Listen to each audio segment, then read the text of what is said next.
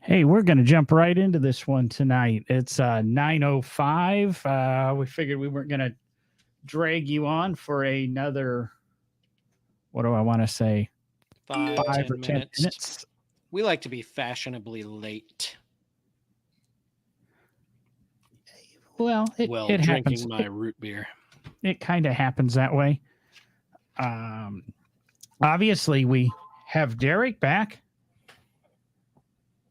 Hey, how's everybody doing? Yeah, what's it? It's All been a right. few weeks since we've seen the old D man, right? Yeah, probably about, I don't know, 3 or 4 weeks. Had a lot going on in life. Had to step back and get some things taken care of, and now we can get back to the fun things in life, right? The fun things in life. Would that be? Yeah. Podcasting, Oh, working on okay. cars, all those good things. Okay. So I mean, if anybody really, we mentioned it on the show before that my wife and I were foster parents, or well, I will say were foster parents, because on Monday morning we officially finalized the adoption of the two children that we were fostering, and so we are now officially adoptive parents of two amazing little children. So that kind of had to get that prioritized in my life, and took a little time to get that sorted. So Well, we would have done that with a drum roll. But we'll just go with the applause. there we go. Yeah. I apologize to everybody. I got a new intro that wasn't quite uploading and some of the new stuff, but this is a slow transition into the relaunch of No Driving Gloves.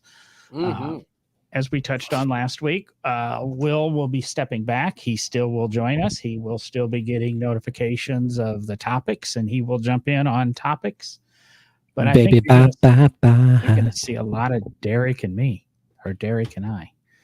I don't know. I've learned you don't need to be able to speak English to have a podcast. Yeah, especially in the United States, English really doesn't matter anymore. I'm not sure what they call American language anymore, but it certainly is not English as we knew it as kids, I think. So, I mean, come on. What magazine was it not 10 years ago? It was a car magazine. I think it was for like imports, that they attempted to write the whole magazine with no punctuation and no, it just was like one giant run-on sentence. You remember that? Do not remember that. Oh, it was terrible. I think it lasted for like a couple months, and it made no sense. But now go out and look at social media posts and things like that, and basically they're just one giant run-on sentence with no punctuation, and you can't understand them because half the words are misspelled. So I was trying to see if that popped up here.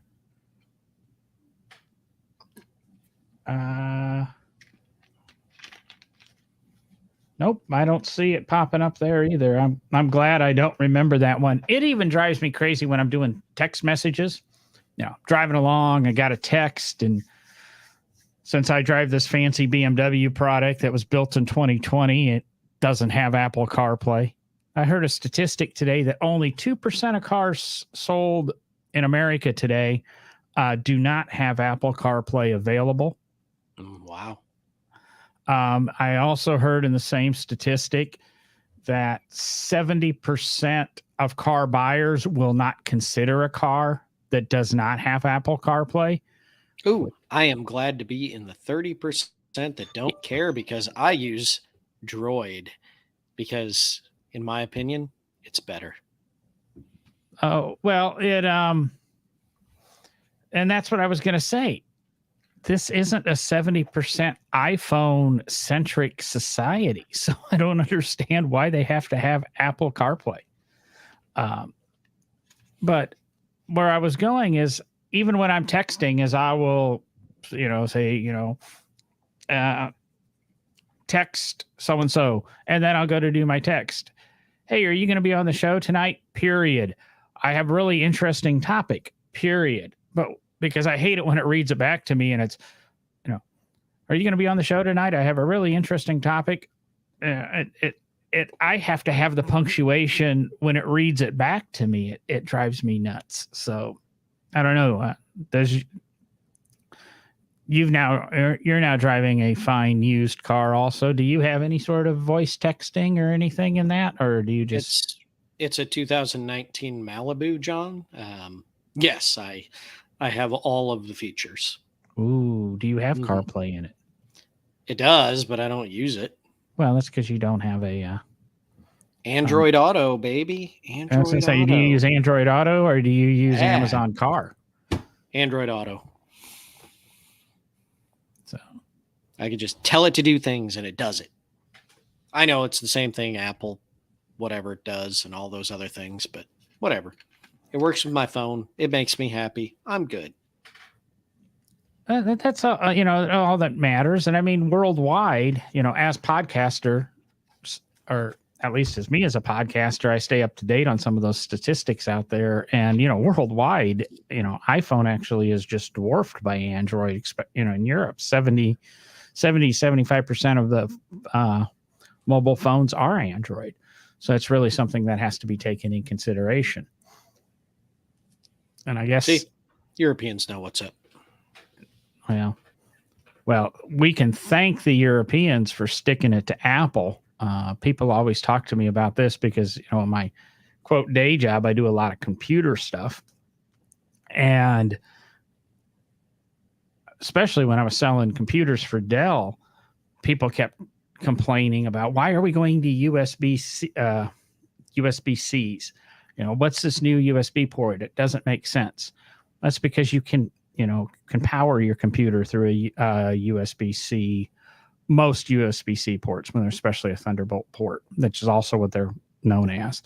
But all cell phones are going to USB-C. They've told Apple, basically, we're sick and tired of every 6 months you change the charging connectors and everybody's got to go out and buy all new chargers. So even the iPad Pros and that have been USB-C for a while. iPads are going to slowly go to USB-C. The phones are going to slowly go to USB-C. Whether it's 14 or 15, there's a lot of conversation about that. But we're not here to talk about phones, are we? We're here to talk about automobiles. Actually, I mean, you mentioned the Thunderbolt, and I thought we were going to talk about, vintage concept cars, because the Chrysler Thunderbolt was beautiful. I'm trying to remember. Is that the one that's been recently shown in green and copper?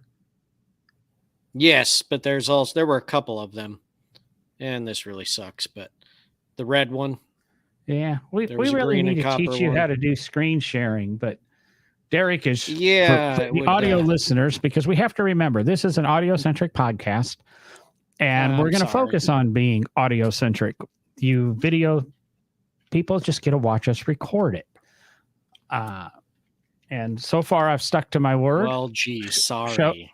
Show released on Friday last week. This show should come out this Friday, the 17th, which, by the way, is Amazon Prime Day. We have some wonderful suggestions at nodrivinggloves.com/stuff. You can go there and, check out some of the offers. If you're a Prime member, supposedly it's supposed to be, interesting things to do. I know some people bitch about Prime numbers and the dates of the thing, but I think 17 is a Prime number, isn't it? Yeah, it can only be divided by itself and by one, right? Yeah. So there's some things going on. I'm not happy. I've been so busy. I haven't been able to keep up with it. But again, nodrivinggloves.com/stuff. We've got a couple of things there. We still have the leather honey that we've been promoting the last couple of weeks. It's no longer on sale, and I haven't taken down that. But if you're interested in picking up some of this leather honey leather conditioner that's been around since 1968, which is just barely longer than I've been around, and I've been around a hell of a long time, at least according to yeah, you have the old girlfriend. Yeah, called me an old man. Distinguished with my gray beard and my gray locks. I believe they call that a silver fox, John. No, that's a Ford Mustang. Oh, okay. I thought that was a fox body. Yeah, I've got. Or I thought you were talking about my body. Okay, right. So on to cars.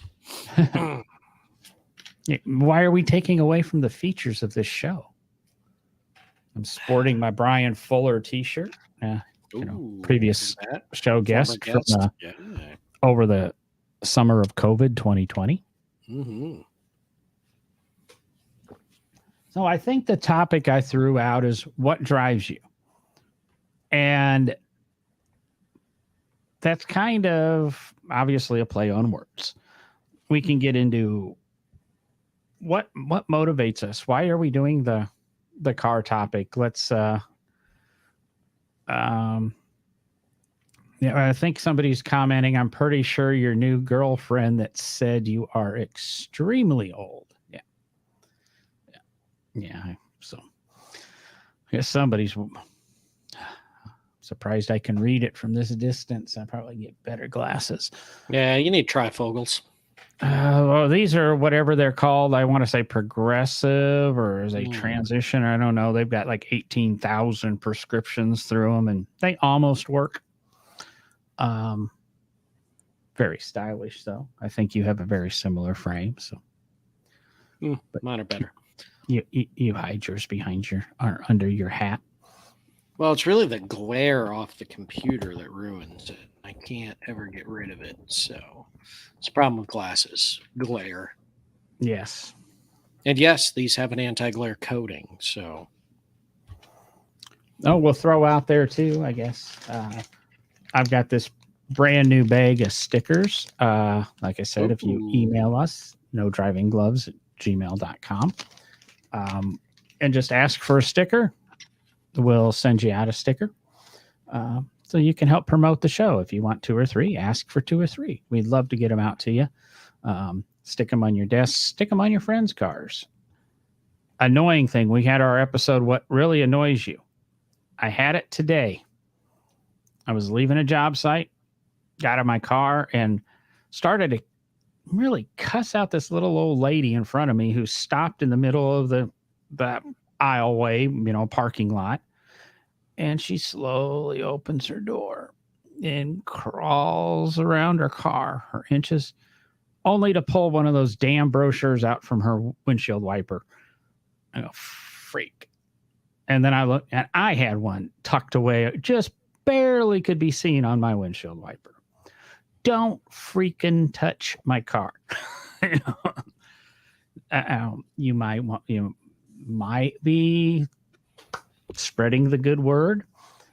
I don't know. It just said you are loved, and it was this little pamphlet, and I didn't go any farther. And I thought about calling them or subscribing them to a bunch of porn sites, but I just kind of,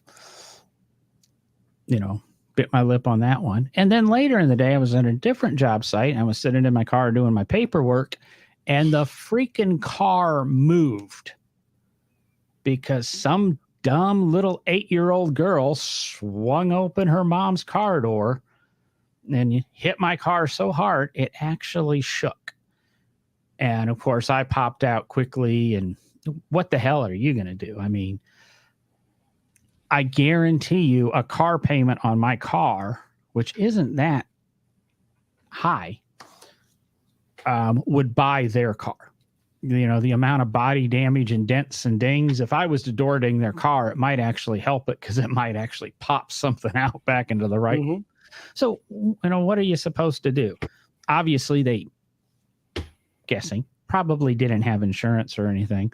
Fortunately, when she opened her door, it swung and the door hit, because I have a Mini and I pull forward into my spots about as far as I can. It swung and hit the rear plastic bumper, so it really didn't mar the car. But I almost said a couple of words to an 8-year-old girl today that probably shouldn't be said to an 8-year-old girl today, because the mom just rolled her eyes and continued to get in the car. She knew what happened, but so what drives you, Derek? And I want you to, or do you want me to say what drives me? Oh, I don't know. It's Is very, it's a very existential question, Yes. I mean, I John. did it for what's your motivation behind your daily driver? What's the motivation for your career choices? What's the motivation for being here almost every Wednesday night and chatting about cars? What's, you I know, have nothing better in life to do, John. you're a dad. You have tons better to do. Yeah, that's true. That's true. What drives me? That's a great question. Um, because I really don't know the answer to it. You see, I I've guess always, go ahead. You start, and it'll launch me into something. yeah, well, it's probably very similar for you than it as it is for me because we both have a, I have a museum history. You're obviously still in the museum world. There's a passion for learning. I desire to learn about cars and know things. I enjoy trivia, worthless trivia, uh, and any little thing that I can take in about a car. I mean, I talk about everything from pre-war, pre 1800 stuff to as current as some of the electric stuff and the. I was commenting on the hydrogen stuff this week with Glickenhaus taking what was it, third and fourth at the 24-hour Le Mans as Hmm. a private entry. 5 cars in their class, yes, but they took third and fourth overall, beat out by Toyota, which Toyota only throws $250 million at $500 million at their racing program, and Glickenhaus probably only throws 100 million at his. The guy's got a couple of bucks, but and he's promoting hydrogen, and that's I think even more cutting edge than the electronic or electric stuff. I have this desire and passion to learn and feed my thirst for knowledge. That's what drives me. But this thirst for knowledge and why I did the museum stuff and why the sales stuff that I do with computers now and doing this podcast and doing some of the other podcasts I do is to spread the knowledge and help educate people. Even when I'm selling cigars, I I'm always educating people on whether how to light, how to cut with cars. I can talk about anything, um, and so part of it is what drives me is my thirst for knowledge, and my thirst is there because I want to share the knowledge with other people and help educate them on something that I find so enjoyable and has brought me so much pleasure. Yeah, and I mean, I think you're right, John. I mean, we've known each other for quite some time through the museum field. That's how we met, as most listeners know. And I think it is a big part of that. There's a certain passion inside of me that is always desiring to learn something new, to educate myself, but also, educate others. Hence the reason you work in a nonprofit educational institution. That's every day we are open to the public. Our end goal is to educate our guests, our visitors, and hopefully let them learn something that they did not know. Because, I mean, it's kind of what we as humans hopefully, and in my opinion, should be doing every day is learning something new and growing in ourselves. And I don't know if I've told this story on the podcast or not. We've been doing this for so many years, and but when I was much younger, graduating in high school and then graduating and getting ready to go off to college, I was actually a chemistry major, and my full intention was to. I'd been accepted to Virginia Tech in the chemistry program, and I had planned on going there for chemistry, and then had already contacted agents at the FBI and had planned on attempting to get into the FBI and become an agent. And at some point near the end of my senior year, I woke up and thought, I don't really know that I want to do that for the rest of my life. I don't know what made me think that, but I did. And so I declined going to, or, declined admission to Virginia Tech and wound up at Central Michigan University in Mount Pleasant, Michigan. And while I was there, I was trying to figure things out. What am I going to do for the rest of my life? Blah, blah, blah, blah, blah. And found that they had a museum studies program.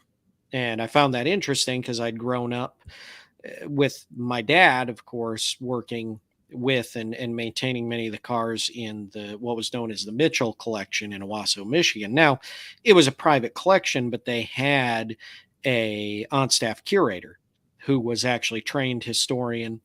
And when I couldn't help dad on cars, I sat in his office reading stuff, or he would talk to me about the cars in the collection. So I thought, well, I always enjoyed that, right? So why not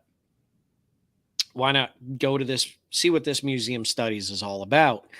And wound up in the museum studies program. And then when I moved to Eastern Michigan University down near Detroit, Ypsilanti, Michigan, I found I hated history in high school, but at the advice of my museum studies professors, they said, you should probably think about a history degree. And so when I got to Eastern Michigan University, that's when I kind of got into the history of technology programs that they offer. And I had one professor who completely changed my mind, because to me, history was boring. It didn't, that I had no passion for it. And it just, memorizing a bunch of names and dates and all this information just didn't work for me as a person. But I took this class, and Professor Mark Higby, if anybody that listens is going to go to Eastern Michigan University, if Professor Higby's still teaching, take one of his courses. He was, introduced to doing the first day of class and talking and answering questions. And, you know, one of the kids in the class asked if the exams were going to be open book. And he looked up and he said, you know what? For you, they can be open book, because you're still not going to pass one of my exams, even if you have an open book in front of you. And he said, because history is not about memorizing names and dates. That's why historians write history books. So the rest of us that are historians can always reference those. History books are nothing but reference books. They tell us the names, the dates, the things that happened. That's why they're written, just like any encyclopedia or anything like that. He said, a true historian is able to understand what has happened in the past. You don't necessarily need to know what date it happened on or specific people that were involved, but you have to understand that that action or that moment in time, whatever that was, has impacted the world we live in today. And to understand how it impacted the way we live today and what we do today, that is history. Connecting the past to the present and the future is what being a good historian is about. And that's what changed it for me. That completely lit a fire inside of me, because all through high school, everything like that, I was always struggling in history because I didn't care about, in 1774, blah, blah, blah, blah, blah happened. I cared more about, well, Henry Ford brought the Model T out and made it affordable to the masses. Well, what has that done for us as a society and a culture today around the world? Because we now have millions upon millions of automobiles running around this globe, changing the entire shape of the world we know. And so that's like I say, John, that's what drives me. There's that always trying to connect things from the past to the future. Well, just to let you know, obviously I've been doing some background research while you were discussing. Uh, Professor Higby is still at Eastern Michigan. Fantastic. He started in 94. So he must have been almost new when you were there. Nice try, John. I'm not as old as you. Yeah, but he wasn't there more than 3 or 4 years. About 8 or 9. No. I started my college career in 2001, John. Okay. Mm-hmm. Well, then he had been there a few years. So in 2005, then you might have been there when Higby has been using since 2005. He's been using a nationally recognized innovative teaching method, reacting to the past.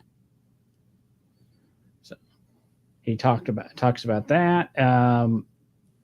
The reacting to the past game he created in 2009. He created a reacting the past game in reference to Frederick Douglass. And it goes on and on. It took a decade, but in 2019, it was finally published. He's got a ton of works and publications and presentations listed here. So just if anybody wants to find out a little bit about this guy, he seems to be a little bit interesting. He's extremely interesting. And if you're interested in history, there are a lot of great history professors out there, I am sure. But I will say that Professor Higby is someone who impacted my life and my career as a historian in the field I'm in. So 3 100 level classes, 3 300 level classes, 1 400 level class, and 1 500 level class. So I guess we'll give him a little bit of credit there. Maybe you're not talking him up too much. Well, I doubt he listens. So, well, maybe he does. I wait a second. I have a email for him. Yeah, right. We can send him a copy of the show. But I had a similar thing. It was in high school though, and I don't know where I fell in love with history. And I think it's something that I always said I hated, and I think it's also like math. I always hated math. I never did well in math, but now I enjoy math that makes sense. Trigonometry, calculus, and that no, but addition, subtraction, that kind of stuff. Even algebra, I actually use it every day, just like they told me I would. But Joseph DeFabio was a freshman in high school, was my advanced history teacher. Italian, worked part-time for a mortician, embalming people, and he would talk about stuff like that. Drove a little Mercedes convertible. John, what? John, you and I both are have a lot of Italian in us. Okay. So you had an Italian teacher who did some part-time work for a mortician. Think there might have been more to that story, buddy. There's a lot more to his story that in the late 80s would not really have allowed him to probably be a teacher. Today wouldn't be a problem, but late 80s it would have been a little controversial.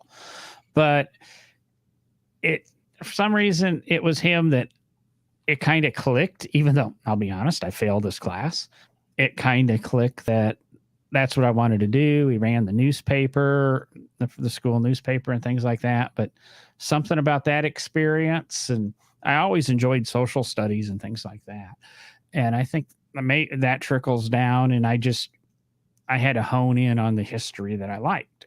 And Jason alluded to it, what was it, about 10 minutes ago or something, that cars tell a historical timeline, and we'll use it bookmarking, a plethora of memories.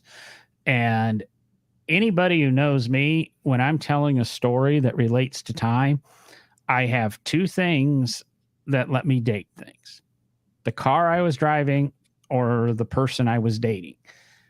And I have not had as many girlfriends as people think I have had. I've had a hell of a lot more cars than um than I have Significant had others.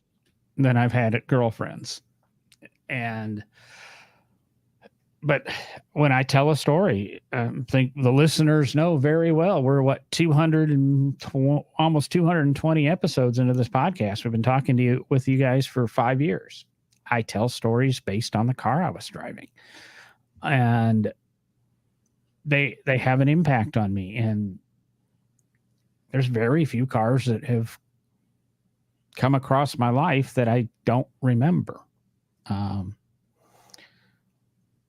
so I do, it's that thing that clicks in my head. And I mean, if I was a huge computer geek, I'm thinking I know computer geeks that they do it with, oh, this is the computer I had. This is the language I was writing. Some people do it with music. I can kind of do it with music.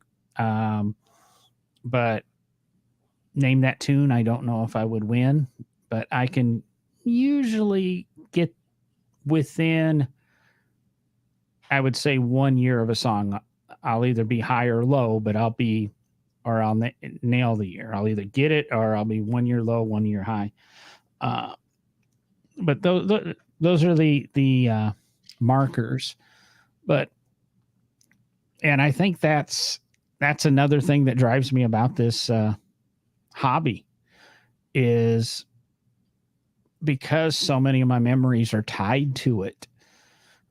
I don't want to forget anything about it. I want to tell these stories. It's, why I do the podcast. Is we might sit here and, drone on for 60 minutes a week.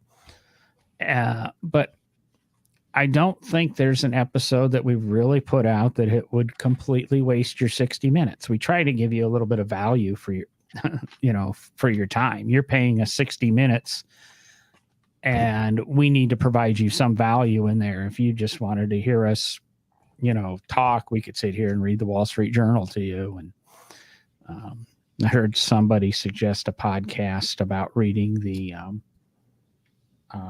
terms and conditions that you always just check. You never read your Apple terms and conditions. You just check them, or you never read. And it'll be a podcast about doing that. And I think it was followed up with it. There was a podcast that did that. God, it's genius though. I was hearing a discussion about a podcast today that's designed to help people fall asleep. Ironically, it's not the same podcast. Of course, we sit here and we talk about our cars and get you all excited. A guy reading terms and conditions. Could you see some attorneys out there? They would just be jonesing for that to come out every week. All right, guys. On this episode, we're going to read Family Circus number 367. Now, picture this. I don't know if you could do that because you might get into a copyright. Well, that's true. Yeah. But it looks like Disney's going to finally lose their copyrights. I read that recently. Yeah.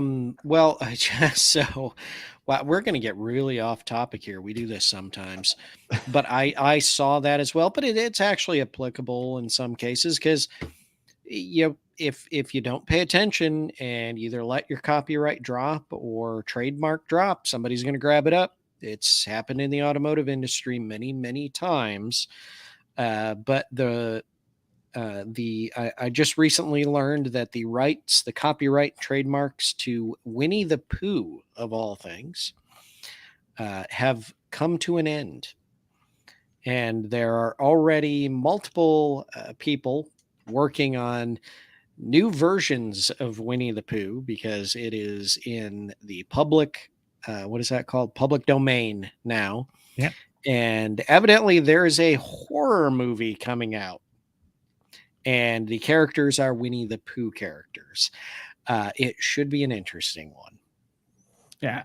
Apple just this week in the EU lost a a trademark for think differently or think different, which is a Oh term yeah, they've the think used different. Yep. for decades. But the EU found that they have not actively used it for over a dozen years in any sort of marketing. And in the last Apple conference, they didn't even mention it once. So they determined that it was that went away. But Disney's been a big one over the years that technically their stuff should have shifted to public domain in the 60s. But they've been able to renew and renew and renew. And it really was a point of concern because they were actually just basically saying, hey, we want it that anything after 1934 can never go into the public domain. And looks like I don't the current administration or something is going to let Mickey Mouse slip into the public domain. And wow, could be interesting to see Mickey and Winnie and Bugs and Daffy and I guess Hanna-Barbera, so Tom and Jerry maybe. Mm-hmm. Mm-hmm.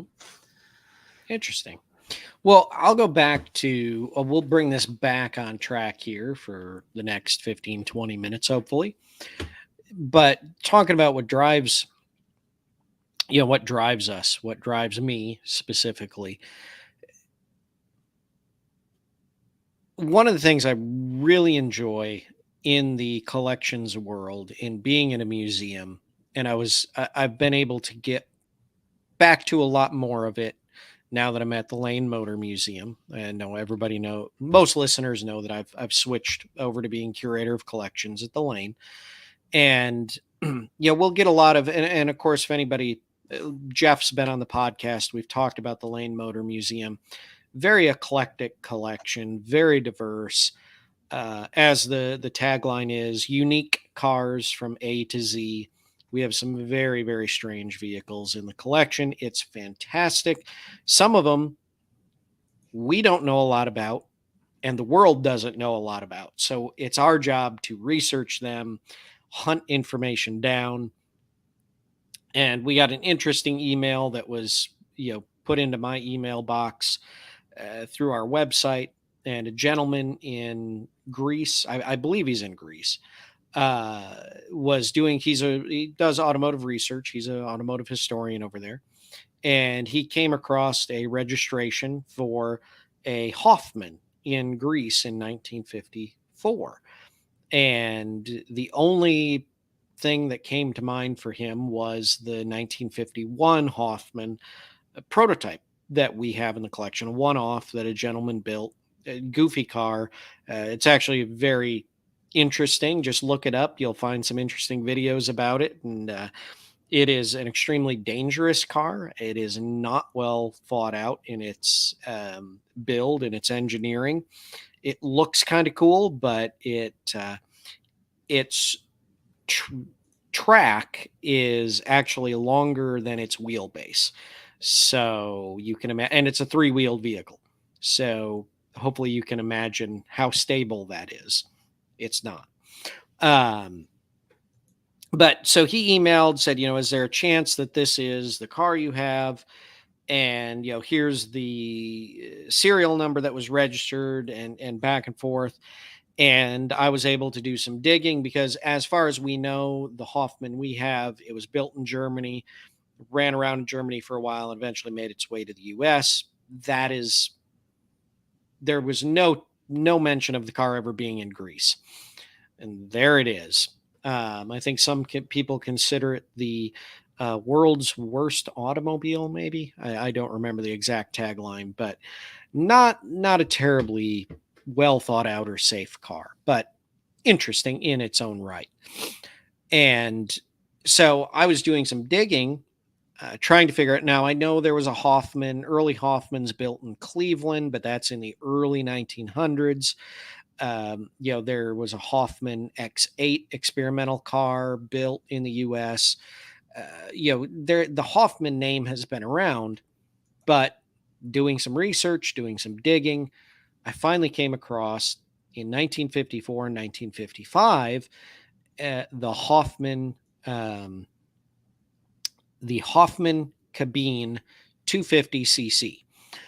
It was a German-built car by a company, Hoffman, and it was a ripoff, let's call it, of the BMW ESO Isetta.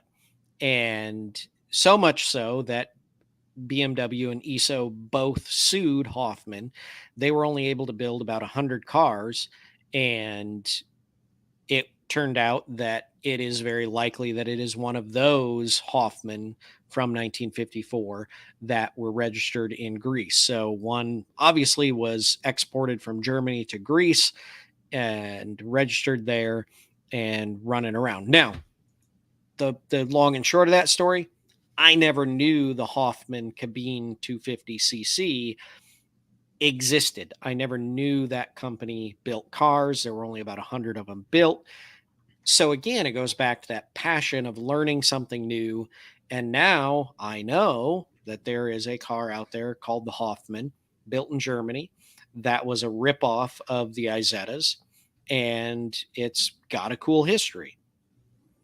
Maybe we'll find one, and maybe it'll join the Lane Motor Museum. There is the 51 Hoffman that's at the Lane Museum. I don't know if Not that's supposedly. It is at the museum. That's actually. Well, a I picture was of it in saying the supposedly museum. because I couldn't have proof, but then I go, wait a second, I got this. To be honest, I got this off the Lane site. The previous one I put up was actually at the Wiener Microcar Museum. I don't know. Yes, If it's the same one, but yes, it is. We acquired it from the sale that Bruce had. Yep.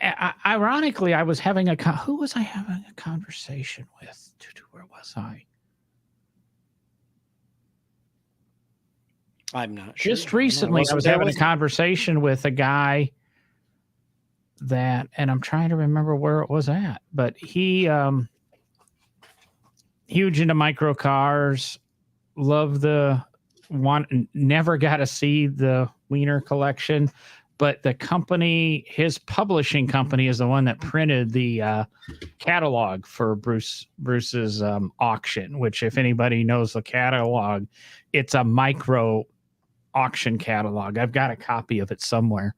It's maybe 3 by 3 by 3. It's almost 3 inches thick, but it's a micro catalog. It was something cool, but I can't remember because him and I talked a lot about some micro cars, but I can't remember. We talked about the Lane too, but where? I don't remember where I was. What car were you driving? I'm trying to put the day. I'm trying to help you. No, I know what. It was Saturday on the mini drive. I think I was talking to a gentleman out of California who's relocated back to Alabama, and we were discussing some of the. He's had some interesting cars over time too, but he's a little bit into. I think he said his lottery car, which I've never heard anybody tell me this would be their lottery car. I can't remember what one of them was, but the other one was a Messerschmitt. Oh, nice. And I can, interesting car to throw out is, you've got all the money in the world, or at least a tank of gas.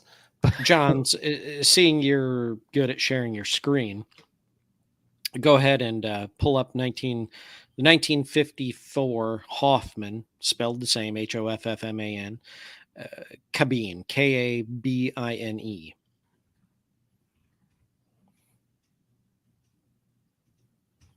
Jason, a lottery car is the car you would buy if you win the lottery. At least that's what it is to me. I have a lot of lottery cars. Depends on how big the pot is that you'd win with the lottery too, I guess. So right now, I think Mega Millions is at like 270 million. So yeah, and I didn't buy my tickets. Pretty much I was checked off all my cars yesterday and earlier today. Don't worry, John, you wouldn't have won anyway. Can't win if you don't play. That's true. Did you find a picture of our German Hoffman? German Hoffman Cabine. I found a picture of a 1954 Hoffman Cabine 250cc. There you go. It is a direct ripoff of the Izetta. But that's again, there's more interesting. Yep, that is the car, Let me see if and I can make that picture bigger or something. as Jason mentioned earlier, it's any historic artifact has a story. There's something we can learn from it. There's information there more than just the machine it is, the appliance it is, whatever you want to call it. And in this case, you're looking at essentially a copyright issue, or yeah, essentially it'd be a copyright because it's not a name, that the design was ripped off, and ISO, who of course created the Izetta and then sold the rights to produce it to BMW, who made the Izetta. So there are ISO Izettas and BMW Izettas out there.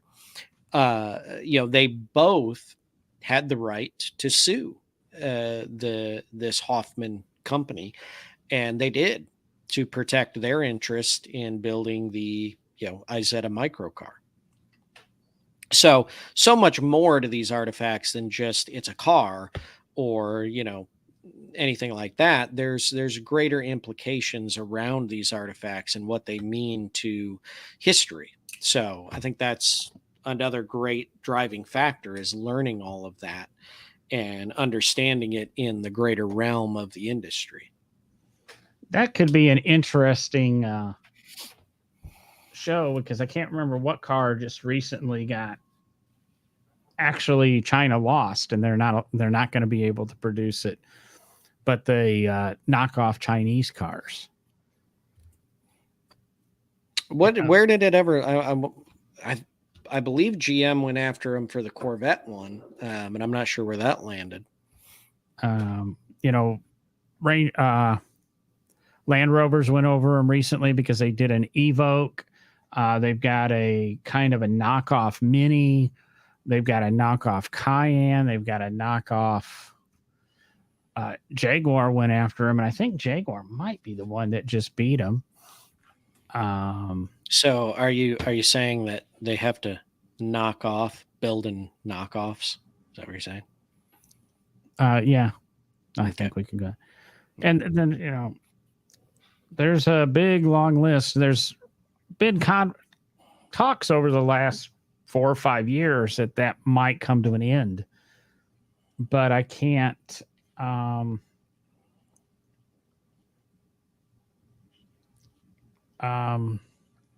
I can't see that happening. I don't think China's going to listen to anybody. No.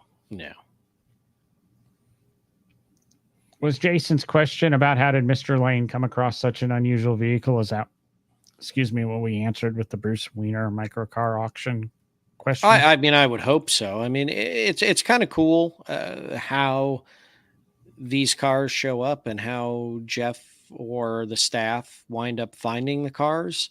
The Lane Jeff himself, and also the Lane Motor Museum, are very well known around the world, actually, just because of the type of collection it is. Heavily European, heavily very unique and odd cars.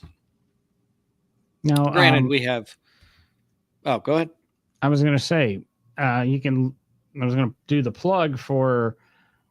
We had the crazy cars of Jeff Lane Motor Museum on episode 135. So I'm not sure if you were a listener back then, Jason, but go to the website, look up episode 135, and we get talking to Jeff about a few of his cars. I don't know if I can pull up. I got a cute little video of him running, and I can't remember what car it is, but Derek, you probably can answer it. It's the red car. It's 3-wheel. That's got the gyroscope in it and that. It's actually 2-wheeled. 2-wheeled? Okay. The Gyro X. Yes. And he was running. Then that's the nice thing about the Lane Museum. Jeff will be there and you can chat with him and things. And he demonstrates the stuff just at a drop of a pin, Mm-hmm. When he says the stuff in his museum runs, the stuff in his museum runs. And if it doesn't, I have a feeling he's going to be honest with you. No, we're working on that. So, mm-hmm. Yeah. Yeah, and we do tell most people, we've got about 550 cars in the collection, and we probably can say a good 3/4 of those cars run and drive. And the others are, some of them are in need of restoration because they're oddball cars that people just stuck behind the barn or something like that. And Jeff's goal is to save them, and at least they're now in storage in the museum, being preserved as best they can until we can get to restoring them. And we're known, honestly, Jeff and the museum are known around the world, and we get emails. We will just literally get emails sent to the museum account. And it just recently happened that we got an email about an oddball car in Europe. And the person thought, it's just oddball enough, it's a micro car, it might fit your collection. And fortunately, Jeff and I chatted about it, and we both agreed that it would fit the collection. And we now have our contacts in Europe trying to track it down and acquire it for the museum. So they come from everywhere. And the better known you are, the better, I want to say, the better it is. It's Leno has all his stories of, everybody calls him, you got to have the greatest thing. And Jason alluded to, Mr. Barber. And it's the same thing with, the Barber Museum. Any Lotus that got mentioned for sale, and just about any motorcycle that gets mentioned for sale, somehow it has to be the perfect one for the museum, blah blah blah blah blah. Now, whether or not it is the perfect one for the museum, let's see here. Let's see here.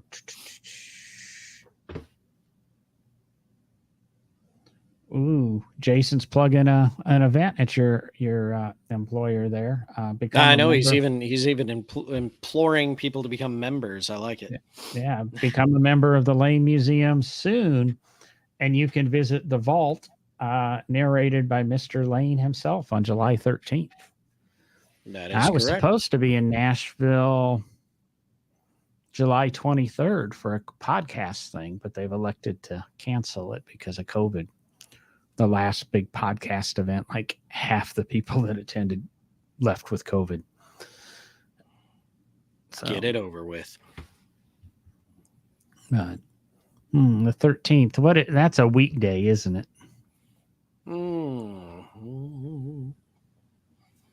Pull up a calendar. I honestly cannot remember what day that is. July 13th is a Wednesday.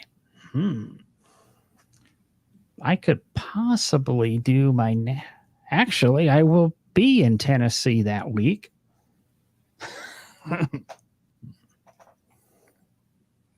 Well, you have to become a member, John, and you have to RSVP. There are only 30 spots available.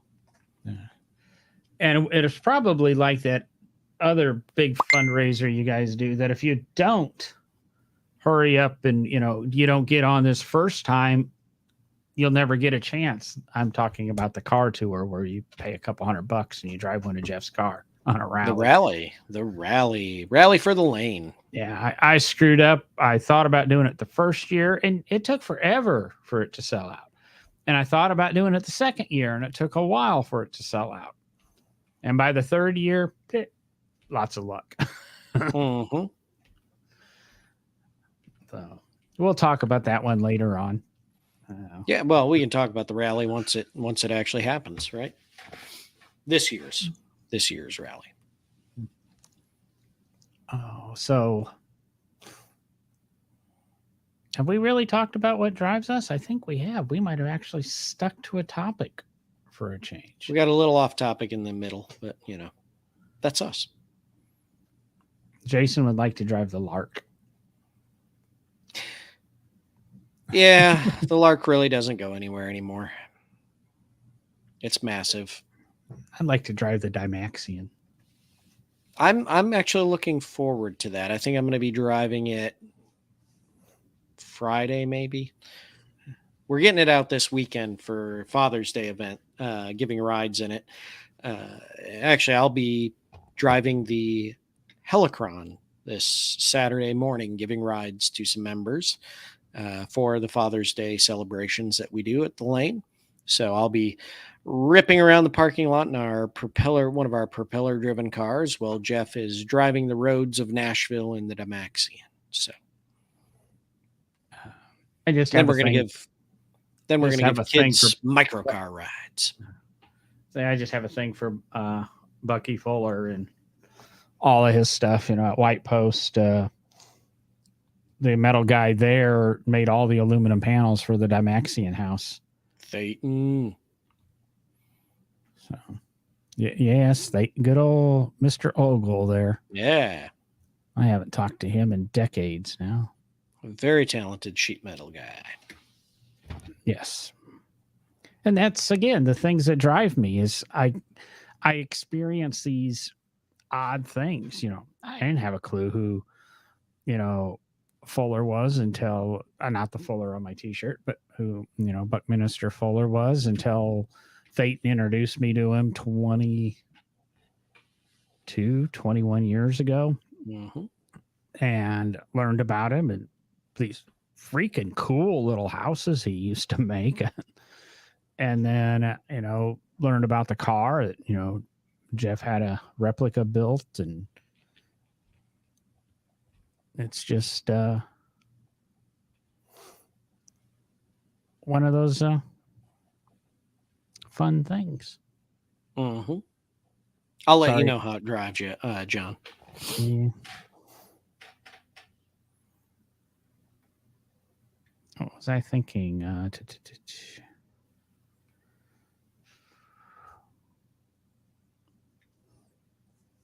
That's actually, maybe I can wrap us up here, or at least add one more thought. The history of the vehicles and the passion to learn more about the history and, like I say, things that have happened around the automobile and how it's impacted the industry, and how the automobile has impacted our life as a whole, as society continues. But one of the other things that I am that really drives me, and I hate to make this sound like a pun, but I like the challenge, especially of the early cars pre-World War One. I'm going to go pre-World War One, because really after World War One, and definitely into the teens and 20s, things are fairly standardized. There's still some uniqueness to vehicles, but the vehicles built from really the time of the Benz patent motorwagen, so 1886, until about 1917, the beginning, World War One era. Most of them all have their own way to operate. And you have to understand what each lever does, what each pedal does, and none of them are the same from one car to the other. The location of what you think is the brake pedal on one car, or what is the brake pedal on one car, may not be the same pedal on another make of car from 1904. It may be the planetary transmission clutch for low gear, but unlike a Model T or some of the other early planetary cars, the pedal wasn't always low down and middle neutral and all the way out high. Sometimes you only had a low gear pedal, and high gear was a lever that after you let up on the low pedal, you'd pull the lever back and engage high gear. And there's a challenge to understanding how to drive early cars and know every piece of what a lot of people have called the ballet of driving an early automobile. You have to understand each of those cars and their unique features to be able to operate it and drive it safely. And that is definitely one thing that I am very passionate about. And I love early cars, and I love that challenge of figuring them out and being able to successfully drive them. That is something that recently came up in a conversation for me. We'll be talking about this museum in a couple of episodes, but it's, believe it or not, I remembered it as a tourist trap, but it's the automobile collection at the Luray Caverns. And Brandy and I were walking through it, and we went. You go from horse drawn to the newest thing, and there's a 1940 Lincoln, but that's an exception. It goes basically from this 1790s carriage to a 1929 is when it ends. But she started to notice, I pointed out tiller steering, and then I pointed, and she talked about the Model T and the pedals, and it was a really good it was a really good experience, and that you had to pay attention to it. But she started to notice that how everything changed, and when all of a sudden things started to become standardized in driving cars. But Derek and I'll talk about this museum in a couple of weeks. He wasn't aware of it. I've got a bunch of literature to pass on to him about it, and so I was there about 2.5 weeks ago, and the day I was there was the first day the curator was on vacation, and he was going away for 3 weeks. So I figured in about 4 weeks I would reach out to him and get him to be a guest on the podcast also. But fascinating, absolutely fascinating collection. And like I said, we'll talk about it here in a week or two. But those freaking curators, they just run off on vacations, 3 weeks here, 4 weeks there. Psh.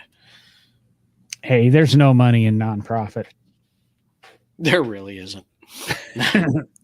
That's what Zara always used to tell me, and I would go to my nonprofit job at the Barber Museum with man-made waterfalls and bridges. Yeah, the Barber's a little different. Yeah.